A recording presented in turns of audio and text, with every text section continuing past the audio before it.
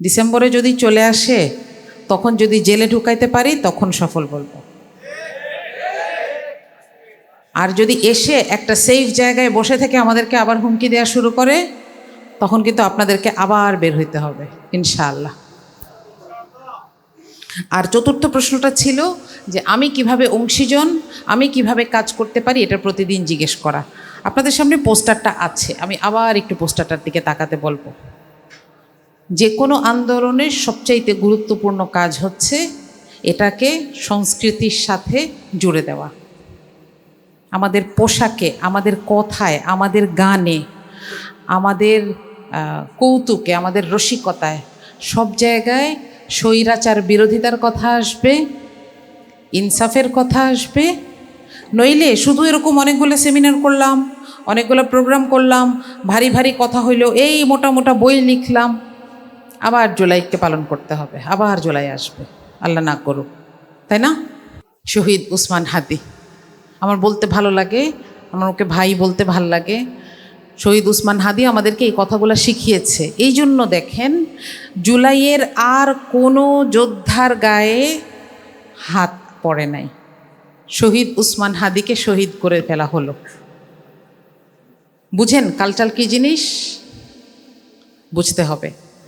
এই কালচারকে বোঝার জন্য প্রথম কথা হচ্ছে ইনফরমেশন লাগবে, দ্বিতীয়ত হচ্ছে প্রেজেন্টেশন লাগবে, তৃতীয়ত হচ্ছে সবার অংশগ্রহণ লাগবে।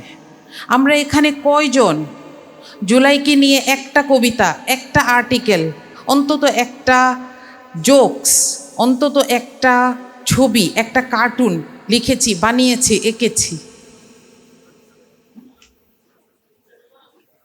মাশাআল্লাহ, ভেরি গুড, ভেরি গুড।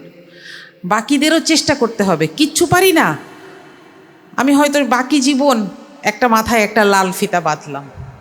সংস্কৃতি এরকম জিনিস, কেউ এখানে দাঁড়ায় অনেকগুলো ইনফরমেশন দিই, আপনাদের ভালো লাগবে না, মনেও থাকবে না, হয়তো খুব ভালো লাগলো কিন্তু মনে থাকবে না। কিন্তু ওরা যে একটা গান গাইছিল, প্রথম লাইনটা বলেন তো, প্রথম গানটা ওই যে আপা পালিয়ে গেছে, ওইটা মনে থাকে, তাই না? কালচার এমন জিনিস, এই যে পোস্টারের চারপাশের পেরেকগুলার মতন ইনফরমেশনকে আমাদের মধ্যে গেঁথে দেয়। এই কালচারাল যুদ্ধটা মানুষের শুরু হয় কোথা থেকে? রাসূল সাল্লাল্লাহু আলাইহি ওয়াসাল্লাম যখন মানুষকে ইসলাম শিখাচ্ছিলেন, কি শিখাচ্ছিলেন আসলে? নামাজ পড়তে শিখিয়েছেন অনেক পরে। আগে বলছেন পড়ো, এরপর বলছেন যা খাবা ভালো জিনিস খাও, এরপর বলছেন ডান হাত দিয়ে খাও। এগুলো হচ্ছে কালচার। আমাদের এই কালচারগুলো থাকতে হয়। এই জন্য এখানে ঢুকেই যেন বোঝা যায়, মানারাতের একটা কালচার আছে না, গেটটা দিয়ে ঢুকলেই বোঝা যায় এটা মানারাত ইউনিভার্সিটিতে আসছে।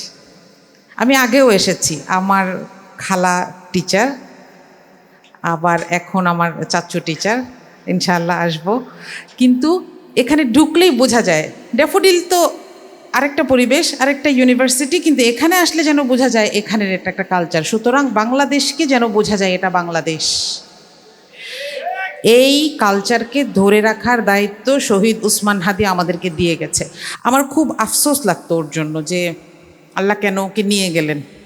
আমি ওই যে কয়দিন 12 তারিখ থেকে 18 তারিখ পর্যন্ত আমার বাসায় কিছু রান্না করি নাই, ডিম ভাজি দিয়ে খাওয়াই দিতাম বাচ্চাদেরকে। কারণ আল্লাহ ওকে সত্যি সত্যি নিয়ে যাবেন এটা মানতে পারছিলাম না। পরে নিয়ে যাওয়ার পরেও এত কষ্ট লাগছিল যে আল্লাহ কেন নিয়ে গেলেন, ওর তো কাজ বাকি ছিল। কিন্তু ইনকিলাব কালচারাল সেন্টারে ঢোকার সাথে সাথে বুঝলাম আসলে ওর কাজ বাকি ছিল না, শেষ, সব করে দিয়ে গেছে। আমাদের কাজ কি? ওইটাকে বহন করে সামনে নিয়ে যাও। আমি 4টা প্রশ্ন করব। আমরা যে বহন করে নিয়ে যাব, কিসেকে বহন করে নিয়ে যাব, আমি 4টা প্রশ্ন করতে চাই। প্রথম প্রশ্নটা হচ্ছে জুলাই কেন আসছিল? এখন তো ক্লাস নেওয়ার সময় নাই, আর স্টুডেন্টরা আসলে ক্লাস করে অনেক বিরক্ত হয়ে যাও, তাই না? হ্যাঁ, তাহলে আমি একটু জবাবগুলোও দিয়ে দিই। কিন্তু এই প্রশ্নগুলা আমি নিজেই যদি আমাকে 1 সপ্তাহ পরে জিজ্ঞেস করি, এগুলোর জবাব আলাদা হতে পারে। সুতরাং আমাদের নিজেদেরকে এই 4টা প্রশ্ন জিজ্ঞেস করা উচিত। প্রথমটা হচ্ছে জুলাই কেন আসছিল? ইনসাফ চেয়েছিলাম আমরা, তাই না? যার যেটা পাওনা তাকে সেটা বুঝায়ে দেওয়াই হচ্ছে ইনসাফ। আর যেটা যার পাওনা না, সে যেন সেটা না পায়। ছাত্রলীগ করলেই পুলিশে ঢুকে যাওয়া যাবে না, ছাত্রলীগ করলেই ক্যাডারে ঢুকে যাওয়া যাবে না। এই জায়গাটা থেকে আমরা সরে আসতে চাচ্ছিলাম। আচ্ছা, জুলাই কি ৩৬ জুলাইয়ে শেষ? না, মাত্র শুরু। এবং জুলাই বাংলাদেশে বারবার এসেছে। আমি একটু সালগুলা বলি। আমি তো স্যাররা এখানে যারা আছেন, অনেক মুরব্বী মানুষেরা আছেন, আমি তো বয়স কম, আমি এগুলো পড়ে পড়ে শুনেছি, পড়ে পড়ে শিখেছি। জুলাই বাংলাদেশে আরও আসছিল। ৭৫-এ আসে নাই, 15ই অগাস্ট, এরপরে 7 নভেম্বর, এরপরে 90-এ আবার আসলো, তাই না? নূর হোসেনের ছবিটা মনে নাই? নিজের গায়ে সাদা অক্ষর দিয়ে লিখেছিল, গণতন্ত্র মুক্তি পাক, স্বৈরাচার নিপাত যাক। এরপরে আবার আসলো কবে? 24-এ। সুতরাং আমাদের এই জাতিটার কপালে আসলে জুলাই লেখাই আছে। হ্যাঁ, এটা ঠিক যে আমরা কি বারবার যুদ্ধ করব, বারবার রক্ত দিব, কিন্তু আলহামদুলিল্লাহ আমরা কিন্তু এখনো হায়দ্রাবাদ হয়ে যাই নাই। যারা হায়দ্রাবাদের ইতিহাস জানেন না তারা একটু জানবেন। হায়দ্রাবাদ কিন্তু একটা স্বাধীন দেশ ছিল, এটাকে ভারত গিলে ফেলেছে। ঠিক যেভাবে একটা সিংহ একটা খরগোশকে গিলে ফেলে, এভাবে গিলে ফেলেছে। আমরা হায়দ্রাবাদ হয়ে যাই নাই, কারণ আমরা জুলাইকে বারবার নামিয়ে আনতে পারি, তাই না? 3 নম্বর প্রশ্নটা হচ্ছে, জুলাইকে কেন সফল বলবো, কেন ব্যর্থ বলবো? প্রথম কথা, সফল বলবো কারণ ওই যে আপা পালিয়ে গেছে।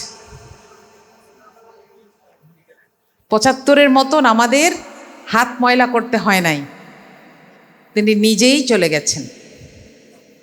কিন্তু জুলাই ব্যর্থ কেন? আমাদের দোষে। আমরা এখনো এমন পরিস্থিতি তৈরি করতে পারি নাই, এখনো বলতে পারি নাই যে এই দেশে আর কখনো জুলাই লাগবে না, বলতে পারি নাই। 4 নম্বর প্রশ্নটা হচ্ছে, আমি জুলাইয়ের সাথে কিভাবে কানেক্টেড? আমি আমারটা জানি, আমি জুলাইয়ের সাথে কানেক্টেড যে এই যে আমি আজকে আপনাদের সামনে কথা বলতে এসেছি, এই যে আমি ন্যাশনাল পার্লামেন্টে ঢোকার একটা আইডি কার্ড পেয়েছি, এটা কিসের জন্য? আমি জীবনে কোনোদিন কল্পনা করি নাই যে এরকম একটা জায়গায়, এরকম একটা কাজে স্বেচ্ছায় যাব, কিন্তু আমাকে বলা হলো যে এখানে কাজ করা দরকার, কাজের মানুষ কম, অথবা যারা কাজ করতে চান তারা এই জায়গায় এসে হাত গন্ধ করতে চান না। সুতরাং আমাকে বাংলাদেশের ক্লিনেস্ট জব, ইউনিভার্সিটির টিচার ছেড়ে কোথায় নেমে যেতে হয়েছে?